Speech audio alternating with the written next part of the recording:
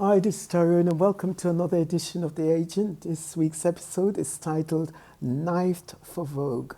It's another tale of envy, obsession and murder, and a model who wanted to look like his competitor, copying him every step of the way, desperate to take his place. A tale so riveting it's ripped from the headlines.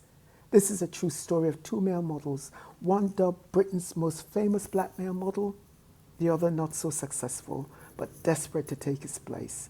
No, not a movie or a Vogue photo shoot of models playing evil dressed in Chanel or Gucci. This is a tale of envy turned to obsession, then murder. As the story goes, murder, they wrote. This story started in 2015 when Britain's top male model gave a catwalk session to upcoming models. There, an upcoming young model asked him for some helpful advice, which he gladly shared.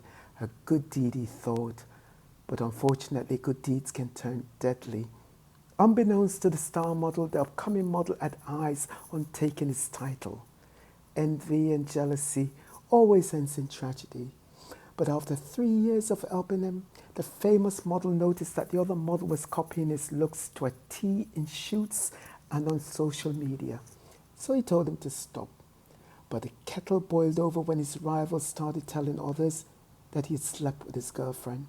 Not a good way to boil a cup of tea. So they agreed to meet, not for a good cuppa, but to square it off, as two men would. And on January 11, 2018, they met up on the streets of West London. The rival came with 2 knives, along with 2 others with machetes.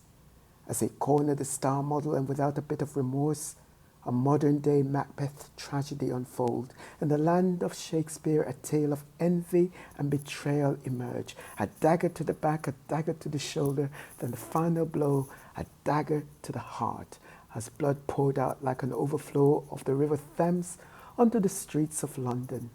The rival wipes the blood off on his designer jeans and ran off. One could only imagine the gasp as the star model took his final breath.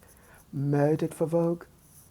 All captured on CCTV cameras in Shepherd's Bush, as witness of what happened that day in a courthouse. Facts are sometimes stranger than fiction. A desire for fame and the removal of a rival. Envy, one of life's deadliest sins. It's been around forever. Cain killed his brother Abel. Joseph's brothers sold him into slavery. Christ was sent to the gallows by the religious leaders. But I'm also reminded of young David, who was anointed to be king of Israel. But unlike the model who used a knife to plunge into the heart of his rival, David knew that God had anointed him to be king, so he did not need to kill King Saul for the throne. He would wait until God appointed him. You see, whomever God bless, no man can curse. But Saul was jealous of David and tried to kill him. It started when David came back victorious from a battle and the women sang, Saul killed his 1,000 and David 10,000. So Saul threw a spear at David, but David ducked and ran away. What spears are being thrown at you today? Has the blood of the famous model lied 6 feet under in a cemetery crying out for justice?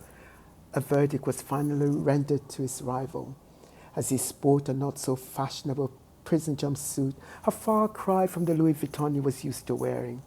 And in September 2018, he was sentenced to 25 years, confined to a 6x6 prison cell for the death of his famous rival.